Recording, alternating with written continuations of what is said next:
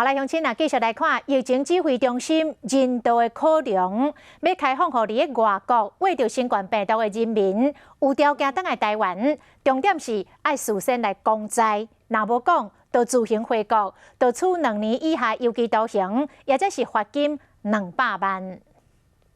就算转来厝，搁较遥远嘛，阻挡不了想要转来的心情。因为新型冠状病毒伫各国作乱，毋若伫国甲国之间行煞有困难，更加免讲确诊者拢互人挡伫外口。考虑到人道中央流行疫情指挥中心决议开放确诊者转来台湾。目前已经有1位已经回来了啦，那这是先前他从南美感染之后。 那经过美国要回来，所以有透过我们的专家咨询会，应该有这样的一个标准。条件是未发病到登记超过2个月以上，而且症头已经消失的人，也是伫国外出入2摆呼吸道检验阴性，就会使转来台湾。因为有缘来先通知驻外单位。 面对这严重疫情，各国拢咧找解决的方法。美国华盛顿大学研究团队加真济间研究机构伫科学期刊《自然》发表一篇上新的文章，发现讲为SARS患者的血液的样本内面找到一种名叫做 S309的抗体，对抗新型冠状病毒